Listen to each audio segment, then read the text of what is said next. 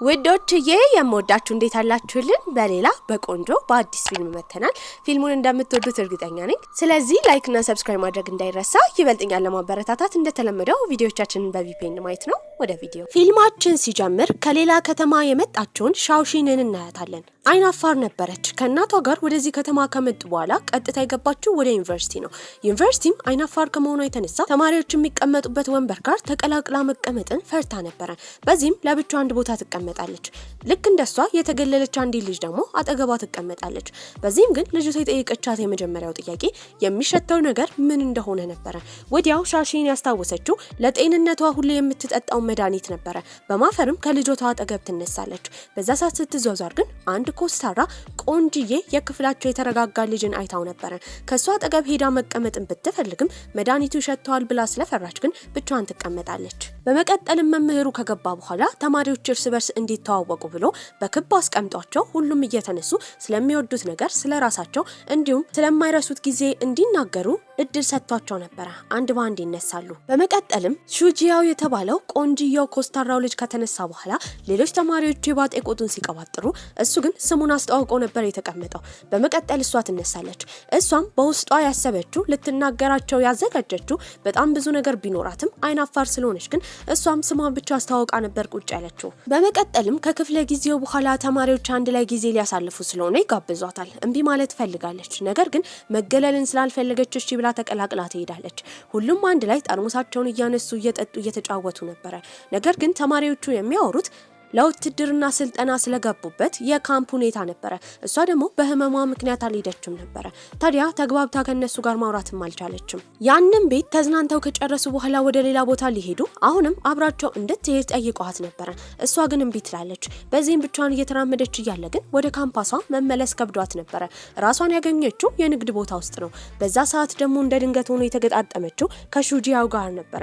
እዛ ሳያትም ከዚህ ቀደም ስሟን ለማስተዋወቅ እንዲሁም ስለ ታለንታችሁ ተናገሩ ሲባል ስሟን አስተዋወቃ ብቻ ቁጭ ስላለች ልክ እንደሱ አይናፋር ስለመሰለችው አብረው ያወሩ ጀመረ። የሚገዛቸውን ጥንታዊ እቃዎች እየገዙ እያለ ከዳር ቆማ እያየችው ነበረ።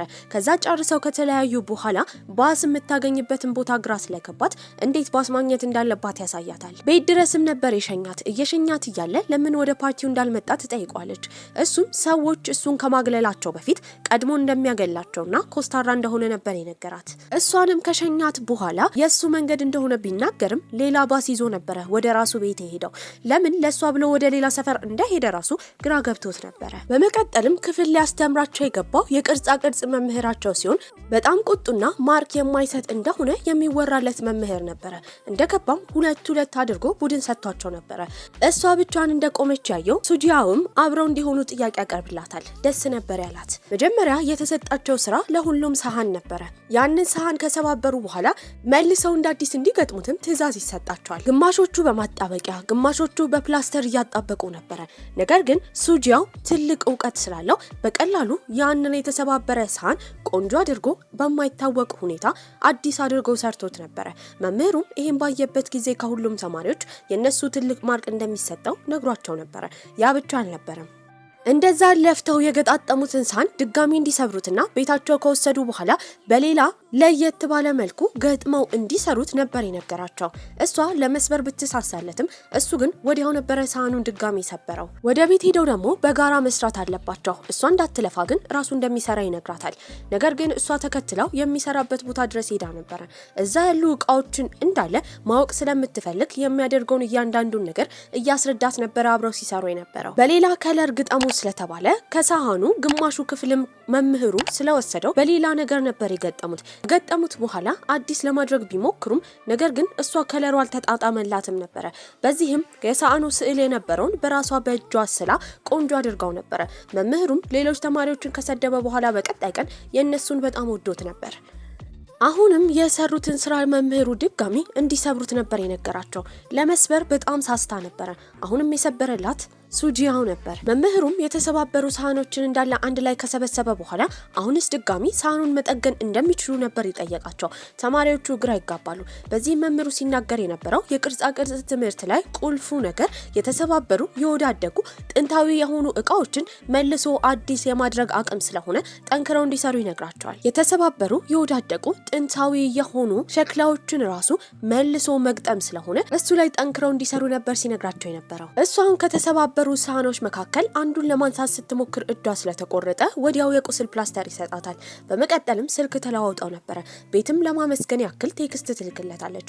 ባጭሩ ግን አመሰግናለሁ ያለችውን ችግር የለውም ካለ በኋላ ለናደሪ ብሎ ነበር መልእክት የላከላት። የእሱን ፕሮፋይሎች እየገባች ብታይ እንኳን ያን ያህል ፖስት የሚያደርግ ሰው አልነበረም። በዚህ የተነሳ እሷ ብዙ ፖስት ስለምታደርግ አፍራ ራሱ የራሷን ፕሮፋይሎች እያጠፋች ነበረ።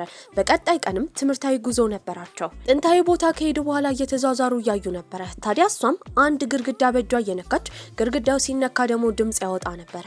ሱጂያውም ሊያወራት መጥቶ ነበረ። ታዲያ እንደ ትላንትና ሳህኑ ሲሰበር በጣም ስለከፋት የራሷ ሳህን መስራት እንደምትችል ይነግራታል። ሁለቱም አንድ ላይ ሆኖ ቆንጆ ሳህን ይሰራሉ። ስዕሏንም ስላበት ነበረ። ለማድረቅም ለትንሽዬ ልጅ ነበር የሰጡት። ትንሽዬው ልጅ በደንብ አድርጎ ሸክላ መስራት እንደሚችል ስትሰማ ራሱ ተገርማ ነበረ። እሱ በትርፍ ጊዜ የሚሰራበት ቦታ በቀጣይ ቀን ስዕል መሳል ስለምትችል ሰውየው እንድትቀጠር ነግሯት ነበረ። ታዲያ እዛ ከመቀጠር ባሻገር ግን ከሱጂያው አጠገብ ሆና መስራቷ ደስታ ፈጥሮ ነበር። እንደተለመደው ወደ ቤት እየሸኛት እያለ የአክስቷ ልጅ እየሮጠ መጥቶ ነበር ያቀፋት። ታዲያ እሱን አማቼ ብሎ ይጠራው ጀመረ። በዚህም ብዙ ከማውራቱ በፊት አፉን ሸፍና እየሮጠች ወደ ቤት ትወስደዋለች። በቀጣይ ቀንም ባህር ዳርቻው ጋር እንዲገናኙ ጥያቄ ካቀረበላት በኋላ ሱጂያው እንዲደርቅ ያስቀመጠችውን ሳህኗን ነበር የሰጣት። ስታየውም ፍጹም ከዚህ ቀደም ከተሰበረባት ሳህን ጋር ስለሚመሳሰል በጣም ደስ ብሏት ነበረ። ታዲያ በቀጣይ ጊዜም ከክፍል ልትወጣ ስትል ተማሪዎቹ አብረው እንዲዝናኑ ጥያቄ ያቀርቡላታል። እሺ ብላ ትሄዳለች። ጌም ሊጫወቱ ነበረ። ነገር ግን ጌሙ ላይ መጫወት በጣም ሰነፍ ነበረች። በዚህ የተነሳ በራሷ አፍራለች። ታዲያ ይህንን ጨዋታቸውን ካበላሸች በኋላ በቀጣይ ጊዜ እነዛ ተማሪዎች አብረን እንዝናና ብለው እንኳን ጥያቄ አላቀረቡላትም ነበር። በዚህም ከጓደኞቿ ጋር ከመዝናናት ይልቅ ከሱ ጋር የትርፍ ስራዋን ለመስራት ነበር የሄደችው። በአሁኑ ግን በጣም ደክሟታል። ታዲያ እሱ ደግሞ አጠገቧ ቁጭ ብሎ ቅርጻ ቅርጹን እየፈቀፈቀ እያስተካከለ ነበረ። በዛ ድምጽ አማካኝነት ከዚህ ቀደም ለመተኛት የምትቸገረው ሻውሺን እዛው አጠገቡ ነበር የተኛችው። ታዲያ በቀጣይ ቀንም እሱ ያንን ቅርጻ ቅርጽ በሚፈቀፍቅበት ጊዜ ያለው ድምጽ እንደሚያስተኛ ስለተረዳች ድምጹን ከቀረጸች በኋላ ለሊት እሱን እየሰማች ማደር ጀመረች። ታዲያ ጥሩ እንቅልፍ ይወስዳት ነበር። በቀጣይ ቀን ግን ወደዛ ቦታ በምትሄድበት ጊዜ ሰማችሁ ሰዎችን ሳያስፈቅዱ ድምጽ መቅረጽ የሰዎችን መብት መጋፋት እንደሆነ አለቃው እየተናገረ ነበር። ስለሷ ያወሩ እንደሆነ በመረዳትም በተደጋጋሚ ይቅርታ ጠይቃለች። ታዲያ ሹጂያም ለምን እንደዛ እንዳደረገች ሲጠይቃት የእንቅልፍ መተኛት ችግር እንዳለባትና ያ ድምጽ ግን በሽታዋን እንዳጠፋላትና ፍጹም እየተኛች እንደሆነ ትናገራለች። ይሄን በሰማበት ጊዜ አዝኖላት ነበር። ታዲያ በቀጣይ ቀን ቤቷ ድረስ ከሄደ በኋላ ስጦታ ይሰጣታል። ያንን ስጦታ መክፈት የምትችለው ግን ቤት ስትገባ እንደሆነ ነግሯት ነበር።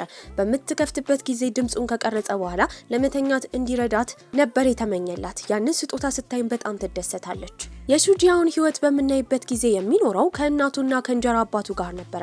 ታዲያ እንደዚህ አይነት የቅርጻ ቅርጽ ስራ እንዲማር ያደረገው አባቱ ነበረ። አባቱ ግን ጥሏቸው ከሄደ በኋላ እናትየው ልጇ ያንን ትምህርት እንዲማር አትፈልግም ነበረ። ሁልጊዜ ይሄንን ዲፓርትመንት እንዲቀይርና ሌላ ገንዘብ ሊከፈልበት የሚችል ሀብታም ሊያደርገው የሚችል ትምህርት እንዲማር ትገፋፋው ነበር። ከዛ ባሻገርም የእንጀራ አባትየው እንደ ስጦታ ስልክ ሰጥቶት ነበረ። ነገር ግን ከእንጀራ አባትየው ጋር ተቀራርቦ አያውቅም። አባቴ ብሎ ጠርቶትም አያውቅም። ከዛ ባሻገር ስጦታም ከሱ አይቀበልም ነበረ። እሱ የሚያስታውሰው ከአባቱ ጋር ያሳለፈውን ጊዜ ነበረ። በህይወቱ ትልቅ ቦታ የሚሰጠው ያንን ጊዜ ነው። ነገር ግን ልጅነትን መመለስ አይቻልም ነበረ። በቀጣይ ጊዜ መምህራቸው ወደ አንድ ሰፈር ነበር የወሰዳቸው። ታዲያ እዛ የተለያዩ ሰዎች እንደዚህ አይነት ውድ የሚሉት የሸክላ ስራ ስለተሰበረባቸው እሱን እንዲጠግኑ ነበር ትዕዛዝ የተሰጣቸው። ሁሉም በየቡድናቸው መሰረት ተበትነው ተቀምጠው ነበረ። አንድ በአንድ እቃ ይመጣላቸዋል። በመጀመሪያ የመጣው ለነሱ ሱጂያው ነበረ። ሰውየው እቃው ውድ እንደሆነ ቢናገርም ሱጂያው ግን እቃውን በማየት ፌክ እንደሆነ ማወቅ ችሎ ነበረ። ሰውየውን በንዴት ጥሎ ይሄዳል። ታዲያ ጓደኞቻቸው ጋር ደግሞ አንዲት ሴትዮ ትመጣለች። ያ ይዛ የመጣችው ማንቆርቆሪያ ነበረ። ያ ሻይ ማፊያ ግን የተሰራው ከሸክላ ነበረ። ትልቅ ቦታ ትሰጠዋለች። እሱን ለመጠገን ግን የነሱ ሱጂያው ጓደኞች በጣም ከብዷቸው ነበረ። ስለተበላሸባትም ሴትዮዋ ትጮህ ጀመረ። በዚህም ሱጂያው እሱ እንደሚጠግነው ይናገራል። ከሻውሺን ጋርም አንድ ላይ በመሆን ለመጠገን ነበር ያሰቡት። ቆንጆ አድርገው ከሰሩት በኋላ ሴትዮዋ ቤት ድረስ ሄደው ይሰጧታል። ታዲያ ታዲያ የሴትዮዋ ልጅም ስትናገር የነበረው ያ ከእናቷ አባት የተሰጣ ስጦታ ስለሆነ ትልቅ ቦታ እንደምትሰጠው ነበር። በመቀጠልም ሴትዮዋ ስታየው ስለተጠገነላት ደስ ብሏት ነበር። ወደ ኋላ ስታዞረው ግን ከጀርባው ያለውን ስታይ ትናደድና ጥላው ነበር የሄደችው። ይሄንን ያዩት እነ ሹጂያውም ድጋሚ እንደሚጠግኑት ይናገራሉ። ታዲያ ጀርባውን በሚያዩበት ጊዜ ጽሁፍ ነበር። ያንን ጽሁፍ ለእናትየው የሰጣት አባቷ ነበር። ትልቅ ቦታ እንደምትሰጠው በመረዳትም በቀጣይ ቀን አስተካክለው ለሴትዮዋ ይሰጧታል። እንደተለመደው ጀርባውን ነበር ያየችው። የአባቷ ጽሁፍ ስሟን የጻፈው ስላለበት ያንን ስታይ ስቅስቅ ብላ ታለቅሳለች። ታዲያ እነሱም ለአንድ ሰው ሲሉ ትልቅ ነገር ማድረጋቸው ደስታ ፈጥሮባቸው ነበር። ታውቃለህ አይደል ይህን ትምህርት መማር አልፈለግኩትም ነበር። ዛሬ ሴትዮዋን ደስታ ካየው በኋላ ግን አላቅም ለዘመናት ያለፉ ብዙ ትውስታ ያላቸው ትልቅ ቦታ የሚሰጣቸውን እቃዎች መልሶ መጠገን ትልቅ ደስታ እየፈጠረብኝ ነው። በቀጣይ ቀንም ትንሽዬ ኩሬው አጠገብ ቁጭ ብላ ትክዝ ብላ ነበረ። እሱም ሊያዋራት ይቀርባል። ታዲያ ትላንትና ብዙ እንደቀባጠረች ይቅርታ እንዲያደርግላት እየጠየቀችው ነበረ። እሱ ግን የተናገረችው ነገር እንዳለ እውነት እንደሆነና የሚሰራውን ነገር ይበልጥ እንዲወደው እንዳደረገችው ያሳውቃታል። ቤትም ከተመለሰች በኋላ ለምን እንዳመሸች በአክስቷና በእናቷ እየተጠየቀች ነበረ። እሷም ከጓደኛዋ ጋር ምግብ ስትበላ እንደነበረ ትናገራለች። ወዲያው የተሰጣት መድኃኒቷ ነበረ። በቀጣይ ቀንም ትምህርት ቤት መምህሩ ፖርሳል ወደ ተባለው ትልቁ ገበያ ነበረ ተማሪዎቹን የወሰዳቸው። ታዲያ ተማሪዎቹም እዛ ከተሰባበሩ በጣም ጥንታዊ ከሆኑ እቃዎች ውስጥ አንዳንድ እንዲገዙ ተነግሯቸው ነበረ። ችግሩ ግን ተማሪዎቹ ፌክ የሆነውንና ትክክለኛውን መለየት አይችሉም ነበረ። እሷም እየተዟዟረች እያየች ነበረ። እንደ ድንገት ሆኖ ዝናብ በሚዘንብበት ጊዜ እየሮጠች የገባችው ፊት ለፊት ያገኘችው የጥንታዊ እቃ መሸጫ ቦታ ነበረ። እዛም ከገባች በኋላ ያሉ እቃዎችን በምታይበት ጊዜ አንዱን በጣም ስለወደደችው አንስታ ልትገዛ እንደምትፈልግ ትነግረዋለች። ታዲያ የማን ተማሪ እንደሆነች ሻጩም ይጠይቃታል። እሷም የመምህሯን ስም በምትናገርበት ጊዜ ሻጩ ደንገጥ ይልና በቀጣይ ቀን እንድትመጣ ነበር የነገራት። ታዲያ በቀጣይ ቀንም ትምህርት ቤት ውስጥ የገዙትን እቃ መምህሩ እንዲያሳዩ ጠይቋቸው ነበረ። የእሷን እቃ ለሱጂያው በምታሳይበት ጊዜ የመረጠችው በጣም ቆንጆ እንደሆነ ይነግራታል። እንደ ድንገት ሆኖ ግን የመረጠችው ፌኩን ነበረ። መምህሩም ሲያየው ወዲያው ነበረ ፌክ እንደሆነ ያወቀው። ታዲያ ሱጂያውም ያንን ባስኬት ውስጥ ነበር የጣለው። እሷ ግን እንደዚህ አይነት የሚያምር ቅርጽ መጣልን ስላልፈለገች ወደ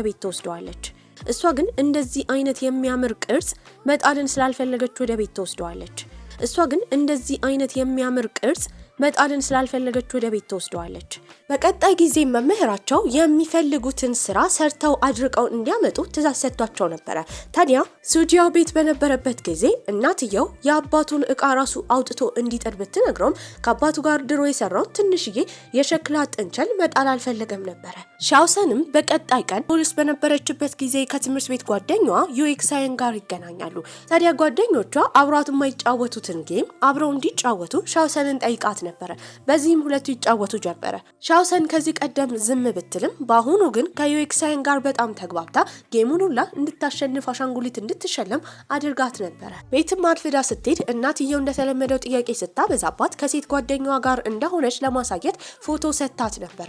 ከዛ ባሻገር ግን ሻውሰን የማታውቀው ዩኤክሳይን በድብቅ ሱጂያውን በጣም ተወደው ነበረ። በቀጣይ ቀን ስሩ የተባሉትን እቃ ለመምህሮች በሚያሳዩበት ጊዜ መምህሩ ሻውሰን የሰራችውን በጣም ወዶት ነበረ። ነገር ግን የሱጂያው ችግር እንዳለበት ይነገረዋል። እየሮጠም መምህሩን ለምን ምክንያት እንደሆነ ይጠይቀዋል። ታዲያ በአካባቢው ያለ ሰማያዊና ነጭ ቀለምን ማቅለም የሚችል ጎበዝ ሰው ስላለ እየዞረ ያንን ሰው እንዲጠይቅ ነበር ትዕዛዝ የተሰጠው። ቅዳሜና እሁድም ስለሚደርስ ስራ የሚሰራበት ቦታ ሄዶ ፍቃድ ይጠይቃል። ለምን እንደሆነ ሲጠየቅ ሊያጠና የመሰላት ሻውሰን አብራው መሄድ ፈልጋ ነበር። እሱ ግን ከጓደኞቹ ጋር ኳስ ሊጫወት እንደሆነ ነበር የነገራት። ያን ቀን ምሽት ግን የሱ ጓደኞች ጋር በምትሄድበት ጊዜ እነሱ ኳስ እየተጫወቱ እንዳልሆነ ነበር የተረዳችው። ጓደኞቿን ቁጭ ብለው ሲያወሩ የነበረው ከዚህ ቀደም ዩኤክሳይንና ሱጂያው አንድ ላይ የውትድርና ስልጠና ውስጥ በነበሩበት ጊዜ ሲታዩ በጣም እንደሚያምሩ ነበረ። ዩኤክሳይንም እንደምትወደው በሚናገሩበት ጊዜ ቀጥለው ሻውሰንን የጠየቋት ከሱጂያው ጋር ያላትን ግንኙነት ነበረ። ጓደኛሞች ብቻ እንደሆኑ ትናገራለች። ያኔ የሴት ጓደኞቿ ሲገፋፏት የነበረው በቀጣይ ቀን የትምህርት ቡድን በሚከፋፈሉበት ጊዜ ሱጂያውና ዩኤክሳይን አንድ ላይ እንዲሆኑ ማድረግ እንዳለባት ነበር ያሳወቋት። ይሄ ነገር አስደብሯት ነበረ። ቤት ከገባች በኋላ ከአክስቷ ልጅ ጋር በምታወራበት ጊዜ አንድ ወንድ ሴትን ከዋሻት ስለማይወዳት እንደሆነ እየተናገረ ነበረ። እሷም ያሰበችው ኳስ ብሎ የዋሻትን ነገር ነበር። ታዲያ በቀጣይ ቀንም ሱጂያው መንገድ ላይ በሚራመድበት ጊዜ የሷ አክስት ልጅ ያየውና ፎቶ አንስቶ ይልክላታል። ወደሚሄድበትም ቦታ ትሄዳለች። ታዲያ እሱ መምህሩ ባዘዘው መሰረት ሰማያዊና ነጭ ቀለምን ማቀላቀል የሚችለውን ሰውዬ ለማግኘት ነበር ሄደው። ያ ሰውዬ ደግሞ አባቱ ነበረ። ስለሚሰራቸው ነገሮችም አባትየው በኩራት እየተናገረ ነው። ይህንን ያየው ሱጂያው ግን በጣም ይናደዳል። ምክንያቱም ትክክል ናቸው ብሎ የሚሸጣቸው አርቲፊሻል የሆኑ እቃዎች ነበሩ። በዚህም በሱ ምክንያት ሰዎች አመኔታ እያጡ እንደሆነ የሸክላ ስራንም እያዋረደ እንደሆነ በመናገር ተናዶ ጥሎ ይወጣል። በዛ ሰዓት ግን ሻዮሲንና የአክስቷ ልጅ ቆመው በር ላይ እየሰሙ ነበረ። እሷን ሲያያት ሱጂያው በማፈር ጥሏት ይሄዳል። በመቀጠልም ሄደው ወደሚሰሩበት ቦታ ነበረ። እዛ ደግሞ አንድ ሰውዬ ሸክላ ገዝቷል። ያንን ሸክላ ከልጁ ጋር ነበር መጥቶ ሲያስመረምር የነበረው። ሱጂያውም ልክ እንዳየው ሸክላው ፌክ እንደሆነ ይናገራል። ሰዎቹም በንዴት እዛው ነበር የሰበሩት። በዚህም ቀጥላ የደረሰችው ሻዮሲን መሬቱን መጥረግ ጀመረች። ሱጂያው ግን ከዚህ በኋላ መስራት እንደማይፈልግና እንደለቀቀ ተናግሮ ተናዶ ወደ ቤት ነበር ሄደው። አባቱ ሰዎችን እንደሚያታልል ማሰብ ይበልጥ እያናደደው ነበረ። ትምህርት ቤትም ሁለቱ በሚገናኙበት ጊዜ ሊያያት እንኳን ፍቃደኛ አልነበረም። በጣም ተኮሳትሯል። እንደተለመደው ቡድን በሚመረጥበት ሰዓት ከሱጂያው ጋር መሆን ያለበት ሰው እየተመረጠ እያለ እሷ ቶሎ ብላ እጇን አውጥታ አብራው መሆን እንደምትፈልግ ትናገራለች። ያኔ ሴት ጓደኞቿ ይናደዱባት ነበረ። ከዚህ ቀደም እሱንና ዩኤክሳይንን አንድ ላይ እንድታደርግ ተልኮ ተሰጥቷት እሷ ግን ተሸንፋ ራሷን አድርጋ ነበረ። ያ ብቻ ሳይሆን አንዷ ጓደኛዋ ተከትላት ስግብግብ እንደሆነች ተናግራ ሰድባት ነበረ። በሷ ምክንያት ሻዮሲን እንደተሰደበች ያወቀችው ዩኤክሳይን ደግሞ ጓደኛዋን እንድትረጋጋ እየነገረቻት ነበር። በጣም የተከፋችው ሻዮሲንን ቤት ከሄደች በኋላ አሻንጉሊቷን አቅፋ ታለቅስ ጀመረ። ለጓደኛዋ ዩኤክሳይን ሱጂያውን እንደምትወደው በቀጥታ አለመናገሯ ታዲያ ታማኝ አለመሆኑ አስከፍቷት ነበረ። በጣም ከፍቷት በነበረበት ሰዓት ግን እንገናኝ ያላት ሱጂያው ነበረ። እሱ ጋርም ቁጭ ብላ እስከዛሬ አብሯት ስለሆነ እያመሰገነችው ነው። እሱም የነገራት ነገር ለነዛ ሰዎች የውሸት እቃ ይሸጠላቸው አባቱ እንደሆነ ነበር። ታዲያ በቀጣይ ቀንም ስራ ስለነበራቸው ሸክላቸውን ከመጀመሪያው ሰርተው ጨርሰው ቀለም ቀብተው መምህሩ ቆንጆ የሆነውን ማርክ እየሰጠ በነበረበት ሰዓት የመጡት ፌክ የተሸጠላቸው አባትና ልጅ ነበሩ። እነሱም ይጮሁ ጀመረ። ታዲያ የሸጠላቸው የሱጂያው አባት ስለሆነ እሱም ተጠያቂ እንደሆነ እየተናገሩ ተማሪዎች የሰሩትን ሁላ ሰባብረው ነበር የሄዱት። ይህንን ያየው ሱጂያውን ጎንበስ ብሎ ተማሪዎቹን እንዳለ ይቅርታ ይጠይቃል። ይባስ ብሎም ከትምህርት ቤት እንደሚባረር ርዕሰ መምህሮቹ እየተናገሩበት ነበረ። ታዲያ እናትየው ይህን ባየችበት ጊዜ ጥፋቱ የሱ እንደሆነ ተናግሮ ይቅርታ እንዲጠይቅና ዲፓርትመንት እንዲቀይር እየነገረችው ነበረ። እሱ ግን አሁን ካለበት ዲፓርትመንት መቀየር አይፈልግም። አባትና ልጆቹ ደግሞ ሳያፍሩ በየሄዱበት እየተናገሩ የሱን ስም እያጠፉ ነበረ። በቀጣይ ቀንም እሱ ትምህርት ቤት አልመጣም። መምህሩ ግን የሁሉንም ስራ ፎቶ ስላነሳ ቢሰባበሩን ችግር እንደሌለውና ማርክ እንደሚሰጣቸው አሳውቀው ነበረ። እሷ ግን ስለሱ ስለተጨነቀች መምህሩ ምን ማድረግ እንዳለባት እየጠየቀችው ነበረ። መረጃ ትፈልግ ጀመረ። በመጀመሪያ እነዛ አባትና ልጆች የመጡት እነሱ የሚሰሩበት ቦታ ስለሆነ ካሜራ ትፈልግ ጀመረ። የካሜራ ቅጂ ላይም በስነ ስርዓት እነሱን ማየት ብትችልም በደንብ ፊታቸው አልተገለጸም ነበረ። ታዲያ ከመምህሩ ጋርም ምን ማድረግ እንዳለባቸው እየተወያዩ በነበረበት ጊዜ ሱጂያው ይመጣል። እሱም በቁጣ ነገሩ ራሱ እንደሚቆጣጠርና ጣልቃ እንዳትገባ ነበር የነገራት። እሷ ግን ከዚህ ቀደም ጠርጋ ያስቀመጠችውን የተሰባበር እነሱ መስሪያ ቤት መጥተው ሰዎቹ የሰበሩትን ሸክላ ለመፈለግ ነበር ያሰበችው። ታዲያ እናቱ ጋርም ሱጂያው በመሄድ ከትምህርት ቤት እንደለቀቀ ይናገራል። እሷም ደስ ብሏት ነበረ። ታዲያ በቀጣይ ቀናቶች ውስጥ እሱ ስለሌለ ግን ሻዮሲን በጣም ከብዷት ነበረ። ከዩኤክሳይን ጋር ተገናኝተው ድጋሚ ጌም ይጫወቱ ጀመረ። ያኔ ዩኤክሳይን ለመጀመሪያ ጊዜ እሱን ያየችው የቀረበችበትን ቀን እያስታወሰች እየነገረቻት ነበረ። ሁለቱም የቡድናቸው ካፒቴን እንደነበሩ ታዲያ የቡድናቸው ልጆች እንዳይቀጡ ብለው ራሳቸው ቅጣቱን በወሰዱበት ጊዜና በተቀጡበት ሰዓት ያኔ ጀምሮ እንደወደደችው እየተናገረች ነበረ። አሁን ግን በግድ እሱን የራሷ ማድረግ አትችልም። ምክንያቱም ሱጂያው እንደማይወዳት ተረድታለች። አባትና ልጅ ሳያፍሩ ከሰው አዘኔታን ለማግኘት በየሶሻል ሚዲያው ስለነ ሱጂያው እያወሩ እየወነጀሏቸው ነበረ። እሷን በቻለችው መጠን ኮሜንት እያደረገች ስሙን ለማጥራት እየሞከረች ነው። ከዛ ጊዜ ጀምሮ ግን ተነጋግረው አያውቁም ነበረ። ታዲያ በጣም ከፍቷታል። ነገር ግን እንዲገናኙ ቀጠሮ ይዘው ነበረ። ያኔ የተሰባበረባቸው ነጋ መልሶ ሰርቶ ነበር የሰጣት። ከዲፓርትመንቱ እንደሚወጣ በምትሰማበት ጊዜ ግን በጣም ታዝናለች።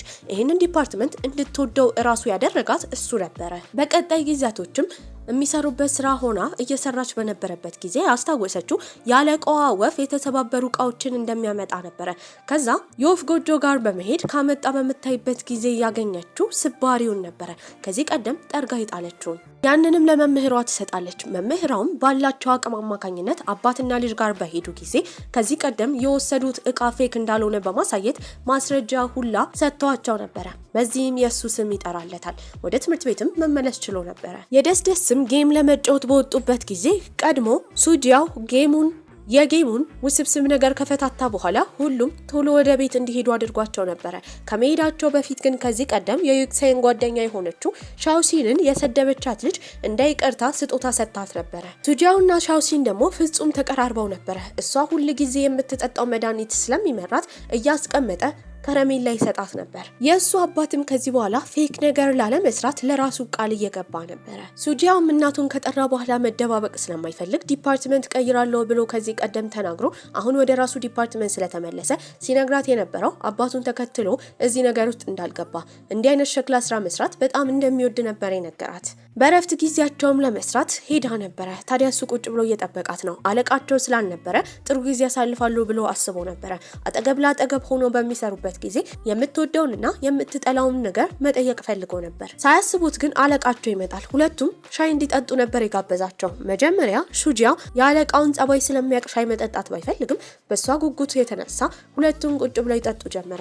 ያኔ አለቅየው ከመጀመሪያ ህይወት ታሪኩ እስከ መጨረሻ ድረስ እያወራ አድክሟቸው ነበረ። በመቀጠልም ሲደክመው አለቅየው በተኛበት ጊዜ ለምን እንደዚህ እንደሚሆን ስትጠይቅ ምንም ቤተሰብ ስለሌለው እነሱን እንደ ቤተሰብ ስላያቸው እንደሆነ ነበር የነገራት። እንደተለመደው መድኃኒቷን ስትጠጣ ደግሞ እሱም እንደተለመደው የሚጣፍጥ ከረሜላ ነበር የሰጣት። ምን አይነት ምግብ እንደምትወድ ይጠይቃታል። እናቷ የምትሰራው ምግብ እንደምትወድ ትናገራለች። ነፃ በምትሆንበት ጊዜ ምን ማድረግ እንደምትፈልግ ሲጠይቃት ደግሞ ቤት መቀመጥ እንደምትወድ ትናገራለች። ይበልጥ የምትወደው ነገርስ ምን እንደሆነ ሲጠይቃት ከእናቷ ጋር ቼዝ መጫወት እንደምትወድ ትናገራለች።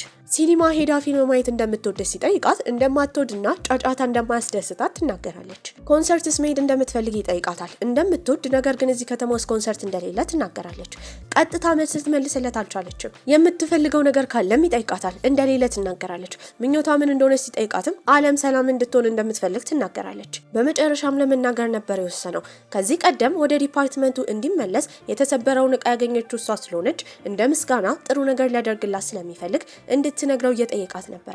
እሷም በመጨረሻ መሄድ የምትፈልግበት ሙዚየም እንዳለ ትናገራለች። በዚህም የዛ ሙዚየም ብዙ ጊዜ ተመላላሽ ሰው ስለሆነ በቀጣይ ቀን ትኬት እንደሚያዘጋጅላት ነበር የነገራት። ታዲያ ግን ያን ቀን ማታ ወደ ቤት በምትሄድበት ጊዜ እናቷ የነገረቻት አክስትየው የወንድ ፍቅረኛ ልታገኝ ስለሆነ እሱን ለመታወቅ አንድ ላይ መሄድ እንዳለባቸው ነበረ።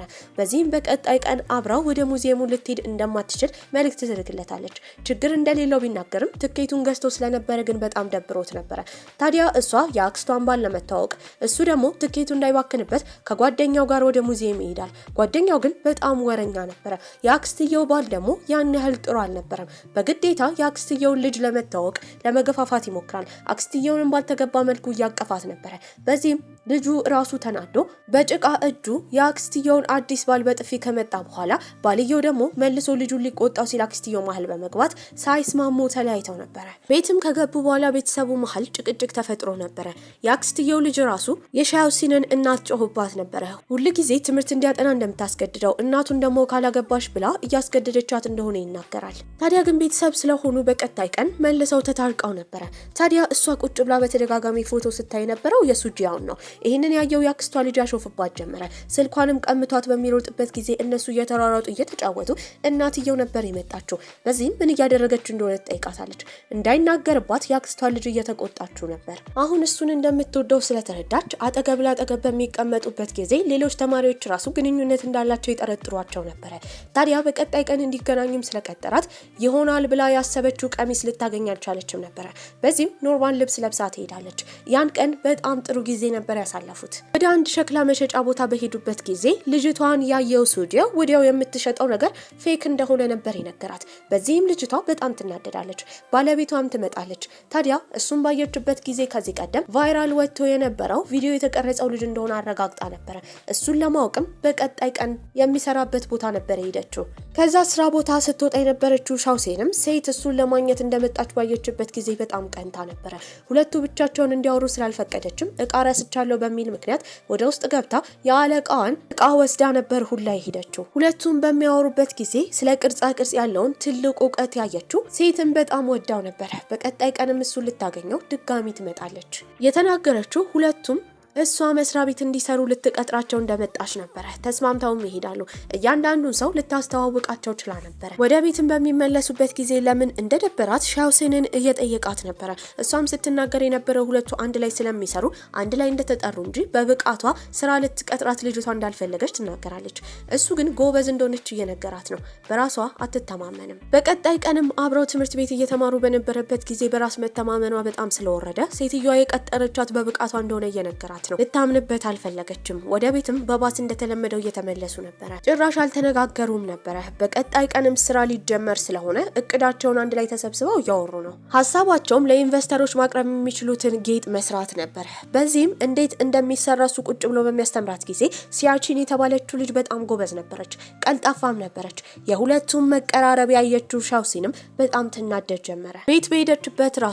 ቤት በሄደችበት ጊዜ ራሱ ስለነሱ ነበር ስታስብ የነበረው። በቀጣይ ቀንም ስራ ላይ በነበረችበት ጊዜ ሲያቺን ኬክ አምጥታ ትሰጣታለች። ያንን ኬክ ቀድሞ ሱጂያው እንደቀመሰውና እንደወደደው ስትነግራት ልትጥለው ሁላ ፈልጋ ነበር። ምንም ማድረግ ስለማትችል ትመገበዋለች። ከዛ ጊዜ በኋላ ከሱ መራቅ ጀመረች። ሊያወራት ሲፈልግ ራሱ ጥላው ትሄድ ነበር።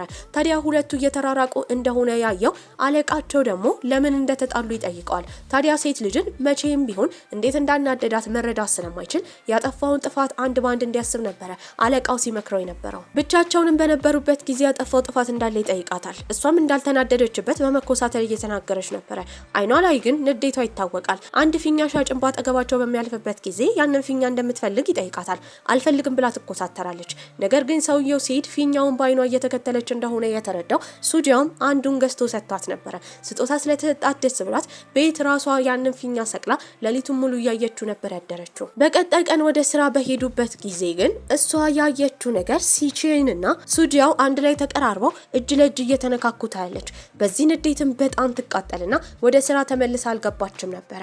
ይባስ ያናደዳት ደግሞ ቤት በሄደችበት ጊዜ እንደ ስጦታ የሰጣት ፊኛ ተንፍሶ ባየችበት ጊዜ ነበር። ታዲያ በቀጣይ ቀንም ትምህርት ቤት በተገናኙበት ጊዜ እሱ ሲናገር የነበረው ሲያቺን የተባለችው አለቃቸው ጎበዝ ተማሪ እንደሆነች፣ ቆንጆ ቅርጽም ከሷ ጋር እንደሰሩ፣ ታዲያ ግን እንደ ትናንትና ለምን ወደ ስራ እንዳልመጣች ይጠይቃታል። በመቀጠልም እሷ ስትናገር የነበረው ትላንትና ብትመጣ ራሱ ያን ያህል እዛው ቡድን ውስጥ ስራ የመስራት ችሎታ እንደሌላት፣ ከዚህ በኋላ ስራ እንደማትመጣ እሱና ሲያቺን ከተቀራረቡ አይቀር በሷ ፋንታ እሱ እንዲናገርላት ነበር ያሳወቀችው። ይህንን ሲሰማ ግራ ተጋብቶ ነበር። ታዲያ ወደ ስራ በሄደበትም ጊዜ ለምን እሷ እንዳልመጣች ሲጠየቅ ከዚህ በኋላ እንደማትመጣ ይናገራል። አለቃቸው ጋርም ሄደው በሚሰሩበት ጊዜ ራሱ እንደ ድሮ አብረው አይቀመጡም ነበር። ታዲያ እየተራራቁ ነው። ነገር ግን ለኤግዚቢሽኑ ስራ እንደሚሰራ በተረዳችበት ጊዜ ስራው እንዴት እንደሆነለት መንገድ ላይ ስታገኘው ትጠይቀዋለች። እሱም ጥሩ ላይ እንደሆነ ይናገራል። በዚህም ከጓደኞቿ ጋር አንድ ላይ ሆና ኤግዚቢሽኑን ለማየት እንደምትመጣ ትናገራለች። እንደተለመደው ግን ወደ ቤት ስትሄድ ከልምዱ የተነሳ ወደ ቤት ሸኝቷት ነበር።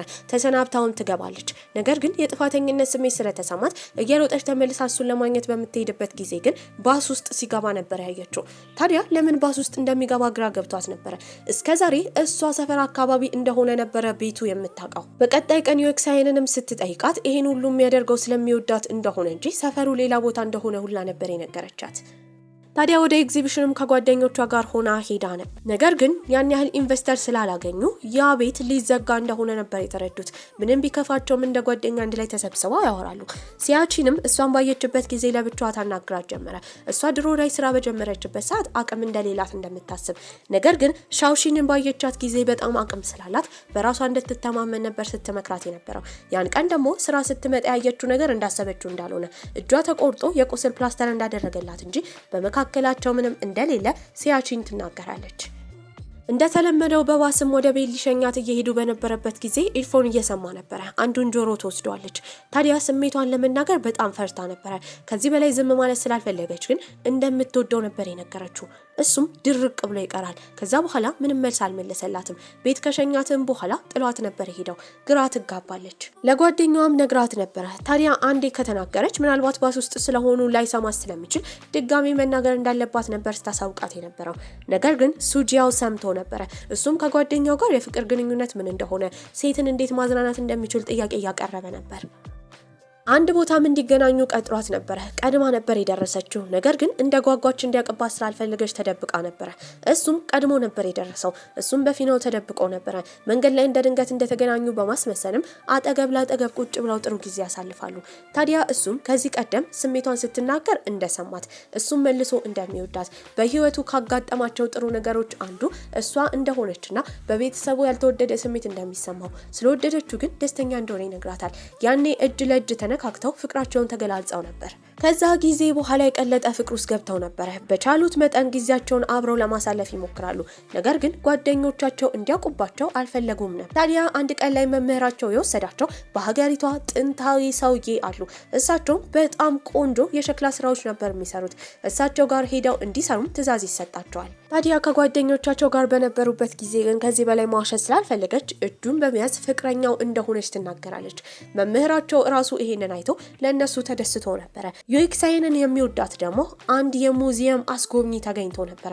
ታዲያ ግን በእድሜ ይበልጣታል። እንደሚወዳት ብታቅም ከእሱ ጋር የፍቅር ግንኙነት ለመጀመር ፈርታ ነበረ። ታዲያ ወደ ስራቸው በተመለሱበት ጊዜ ግን አሁን እንዲሰሩ አብሮ የተነገራቸው አዛውንትና የእሳቸው ተላላኪ ተጣልተው በመካከላቸው ጸብ እንደተፈጠረ ነበር ያዩት። አዛውንቱ ጋር እሷ ስትቀር ተላላኪው ጋር ደግሞ የሄደው ሱጂያው ነበረ። ሁለቱም የሁለቱንም ወሬ ሰምተው የተጣሉበትን ምክንያት አውቀው ነበረ። አብሮ በተቀመጡበት ጊዜ ግን አንዳቸውን በመደገፍ በመካከላቸው ራሱ ጸብ ተፈጥሮ ነበረ። በዚህ የተነሳ በጣም ይቆጣታል። ሲነግራትም የነበረው እሷ የእናቷን ትዕዛዝ ከማክበር ውጪ የሌላ ሰውን አስተያየት እንደማትሰማ ነበረ። ይሄ ንግግር በጣም አስከፍቷታል። በዚህ የተነሳ ተኮራርፈው ነበረ። ታዲያ በቀጣይ ቀን ልትታረቀው ፈልጋለች። ነገር ግን ያወራው ነገር ልክ ስለሆነ እሷ ነበረች ጥፋተኛ የሆነች ያህል የተሰማት። አሁንም ግን አልተነጋገሩም። ተኮራርፈው ነበረ። ልታናግረው እየሮጠች ትሄድና ደግሞ ወደ ኋላ ትቀራለች። ያኔ ግን ይከተላታል። ሲነግራት የነበረው ስለተናደደች መጥቶ ማውራትን ፈርቶ እንደሆነ እንጂ ጥፋተኛ እንደሆነ ነበረ። ዩክሳይንን በመጨረሻ ከሙዚየም አስጎብኚው ጋር የፍቅር ግንኙነት ለመጀመር ተስማምታ ነበረ። እነሱ ጂያውን በበኩላቸው ሁለቱ ሰዎች እንዲታረቁ ማድረግ ችለው ነበረ። አብረው በሰሩ ቁጥር ይበልጥ እየተቀራረቡ ነው። ሁሉም ሸክላቸውን ከሰሩ በኋላ የማሞቂያ ወይም የማቃጠሪያ ጊዜ ደርሶ ነበረ። ታዲያ አዛውንቱ እሳቸው ማቃጠል እንደሚፈልጉ ነበር የተናገሩት። ነገር ግን ጭስ ስላለው ምናልባት ለጤናቸው ጥሩ ላይሆን ስለሚችል ተላላኪው ራሱ አልፈቀደላቸውም ነበር። እሳቸው ግን አሻፈረኝ ብለው ተደብቀው ጭሱን ከፍተውት ነበረ። በዚህ የተነሳ ራሳቸውን ይስታሉ። ወደ የተወሰዱትም ወደ ሆስፒታል ነበረ። ሆስፒታል በቆዩበትም ጊዜ ዶክተሩ ሲናገር የነበረው ትልቅ በሽታ እንዳለባቸው ነበረ። ታዲያ እሳቸውን የሚከታተል ሰው ስላልነበረ ሱጂያውና ሻውሺን ነበሩ እየተመላለሱ አብሯቸው ሲሆኑ የነበሩት። በዚህ የተነሳ እሷ በጠዋት እየወጣች ማታ ምሽታ ነበር የምትመጣ። እናቷ ይሄ ነገር እያናደዳት ነበረ። ከዚህ በኋላ ከቤት መውጣት እንደማትችል ነበር የነገረቻት። የእናቷን ትዕዛዝ ታከብራለች። ምንም ቢሆን ግን ሰውየውን ብቻቸውን መተው ስላልፈለገች በአክስቷ ልጅ አማካኝነት በር ከፍቶላት ተደብቃ ሁላ መሄድ ጀመረች። ታዲያ ግን መድኃኒቷን ሁላ መውሰድ ረስታ ነበረ። ስራ ላይ ሲደራረብባት አንድ ቀን ራሷን ትስታለች። እየተጣደፈም ወደ ሆስፒታል ፈርቶ የወሰዳት ሱጂያው ነበረ። እናትየው በተጠራችበትም ጊዜ ልጇ ራሷን ስታ ሆስፒታል አልጋ ላይ ስታያት እንደ እብድ ትሆን ጀመረ። ታዲያ ይሄ ሁሉ ጥፋት የሱ እንደሆነ ከሷ እንዲርቅ በተደጋጋሚ ታስጠነቅቋለች። እንደሚወዳትና እንደሚንከባከባት ቢናገርም ከዚህ ሀገር ለመውጣት ፍላጎት ካለው ጠይቋለች። እሱ ግን እዚህ መቆየት እንደሚፈልግ ነበር የተናገረው። እናትየም በጩኸት ስትናገር የነበረው ልጇን በቅርቡ ይዛ ወደ ሌላ ሀገር ልትሄድ ስለሆነ ህይወቷ ላይ ሸክም እንደሚሆንና እንዲርቅ ነበር ያስጠነቀቀችው።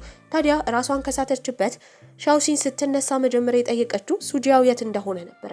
እናትየው ሱጂያው ወደ ሆስፒታል እንዳመጣት ለመናገር ስላልፈለገች የሆስፒታል ሰራተኞች እንደደወሉላት ነበር የተናገረችው። ከቀናትም በኋላ ከሆስፒታል ትወጣለች። ነገር ግን እሱ ስለሷ ቢጨነቅ ሊቀርባት ቢፈልግም እናትየው የተናገረችውን ነገር ማሳወቅ አልፈለገም። ቀስ እያለ ይርቃት ጀመረ። በዚህም ፈርታ እናቷ ከተናገረችው ትጠይቋለች። እሱ ግን አልመለሰላትም ነበረ። ታዲያ እናቷም ይባስ ብላ ከዲፓርትመንቱ ልታዘዋውራት እንደሆነ የሰማው ሱጂያው በህይወቱ እንዳለ እሷን እንደሚደግፋት ነገር ግን ከዲፓርትመንቱ እንዳትወጣ ነበር የነገራት። ታዲያ በቅርቡ ጥናታዊ ጽሑፍ ያቀርባሉ። ሀሳብ አምጥታ ለመምህሯ ትሰጧለች። መምህሯም ሀሳቧን በጣም ወዶት ነበረ። ታዲያ የወላጆች ሀሳብ አንዳንዴ ጥሩ እንደሚሆን እንዲሆን ነገር ግን ከምትፈልገው ነገር እንዲያርቃት እንዳትፈቅድ ነበር የመከሯት። አብረዋቸው የሰሩት አዛውንትም ስራቸው በቀረበበት ጊዜ በጣም ቆንጆ ስለሆነ እውቅናን ማግኘት ችለው ነበረ። ነገር ግን ሻውሲን በእናቷ አማካኝነት በቦታው ልትገኝ አልቻለችም። ታዲያ እናትዬ የጥፋተኝነት ስሜት ቢሰማትም በቀጣይ ቀን ልጇን ይዛ ከሀገር ለመውጣት ተዘጋጅታ ነበረ። ታዲያ ያስገባችው ጥናታዊ ጽሑፍ ግን አንደኛ እንደሆነ ሻውሲን ማየት ችላ ነበረ። ታዲያ በቀጣይ ቀን እናትየው እቃውን ሰብስባ ወደ ኤርፖርት ትሄዳለች። ሻውሲን ግን በአሁኑ መሄድ አልፈለገችም። በዚህም ለእናቷ የነገረቻት ለ20 ዓመታት ያክል እሷ ያለችውን ነገር እንዳለ ስታደርግ እንደነበረ፣ ይህንን የምታደርገው እናቷ ለእሷ ጥሩ ነገር ስለምታስብላት እንደሆነ በመረጃት እንደሆነ፣ አሁን ግን ያንን እንደማታደርግና ዲፓርትመንት ውስጥ መቀጠል እንደምትፈልግ እዚህም ከአክስቷ ጋር እንደምትኖር ተናግራ እናቷን ጥላት ትሄዳለች። ከሄደች በኋላ ግን የጥፋተኝነት ስሜት ነበር የተሰማት። እያለቀሰችም እየሮጠች ሄዳ እናቷን ነበር ያቀፈቻት።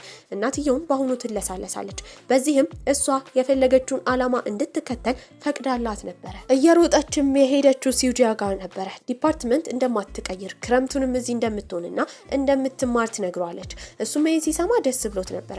ነገር ግን እሷ ትሄዳለች ብሎ ክረምቱን ለማሳለፍ ወደ ማሌዥያ ከተማ ሊሄድ ከመምህሩ ጋር እንደተስማማ ነበር የነገራት። ወደ ኋላ ልታደርጉ አልፈለገችም። በዚህም እንዲሄድ ነበር የመከረችው። እሱም ወደ ሌላ ከተማ ይሄዳል። እዛ የሚቀበሉት ሰዎች በጣም ወደውት ነበረ። ታዲያ ጓደኛም አግኝቶ ጥሩ ጊዜ እያሳለፈ ነው። ከሱ ጋር ከተራራቀች በኋላ በቻለችው መጠን በኮምፒውተሯ በስልኳ ቪዲዮ ኮል ልታወራው ችላ ነበረ። ከቀን ከቀን ግን እየናፈቃት ነበር። በዚህም የሰማችው ደግሞ እዛ ትምህርት ቤት እንዳለና እዛው መቀጠል እንደሚችል ጥያቄ እንደቀረበለት፣ ታዲያ ስለዛ ነገር እያሰበበት እንደሆነ ትሰማ ትሰማለች።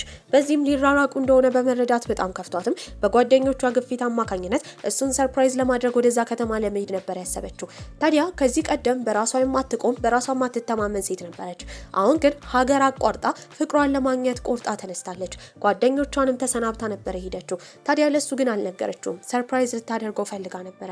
እሱም በመቀጠል ያን ቀን ስትደውልለት የት እንደሆነ ስትጠይቀው መውጣት እንደማይችል ነበር የነገራት። ይሄንን ስትሰማ በጣም ይከፋታል። ልመለስ አልመለስ ግራ ገብቷት ለጓደኞቿ ትደውላለች። ነገር ግን ከትንሽ ቆይታ በኋላ ያለበትን ስፍራ እየደወለ ይነግራት ጀመረ። እሷም ቦታውን እየተከተለች ትሄዳለች። ታዲያ የእሷ ጓደኞች ነበሩ ደውለው እዛ ሀገር እሱን ለማግኘት እንደመጣቸው የነገሩት። በዚህም ሲያገኛት ደስ ብሎታል። ጥሩ ጊዜ ያሳልፋሉ። እሱ ለቆየባቸውም ሰዎች ፍቅረኛው እንደሆነች በመናገር ከዛ ጊዜ በኋላ እየጎበኙ በጣም አስደሳች ጊዜ አሳልፈው ነበር። ዘፈን እየሰሙ ምግባቸውንም እየተመገቡ ጥሩ የፍቅር ጊዜ እያሳለፉ ነው። ታዲያ እሷም የጠየቀችው እዚህ መቆየት እንደሚፈልግና እዚህ ትምህርት ቤት እንደሚማር ነበረ። እሱም የነገራት ይሄንን ጥያቄ ቀድሞ አልፈልግም እንዳለ፣ ምክንያቱም ከሷ መራቅ እንደማይፈልግ ነበር የነገራት። ታዲያ እዛ የሚያቆዩት ሰዎች ራሱ እንዲቆይ ጥያቄ ቢያቀርቡለትም ከሷ መራቅ ስለማይፈልግ እምቢ ብሎ ነበረ። ከመሄዱ በፊት ግን እንደ ስጦታ የሰጡት ጥንታዊ ሰሃን ነበረ። ያ ታዋቂ ሊያደርገው ስለሚችል ድጋሚ ገጣጥሞ እንዲሰራው እድል ተሰጥቶታል። ወደ ከተማቸውም ሲመለሱ መምህሩ ክረምቱ ስላለቀ እዚህ ለመቆየት በማሰቡ በስቱዲዮው በጣም ኮርተውበት ነበረ። እንደሱ አይነት ትልቅ እውቀት ያለው ሰው ለሀገሩ መስራት እንዳለበት ይመክሩታል። የተሰጠውንም የማደስ ስራ በጥሩ ሁኔታ እንዲሰራ እንዲረዳው የተጠቆመው አባቱ ነበረ። ከአባቱ ጋርም ሆኖ ቆንጆ ቅርጽ መስራት ችለው ነበረ። ስኬታማ መሆን ችለዋል። ታዲያ የክረምቱ መገባደጃ ላይ ሲነግራት የነበረው የወደፊት ህይወቱ ከሷ ጋር እንዲሆን እንደሚፈልግ፣ ሁሌ ከትምህርት ቤት እየወሰደ ወደ ቤት ሊያደርሳት እንደሚፈልግ፣ ታዲያ እሷን በጣም እንደሚወዳት ይነግራታል። እሷም በዛ በሚያምር ምሽት እየታገዘች ስትነግረው የነበረው እንደምትወደውና የወደፊቷ ከሱ ጋር እንዲሆን እንደምትፈልግ ነበረ። ከሳማትም በኋላ ፍቅሩን መግለጽ ችሎ ነበረ። በዚህ ቆንጆ አስተላለቅም ፊልማችን እዚህ ላይ ያበቃል። ደህና ቆዩልኝ።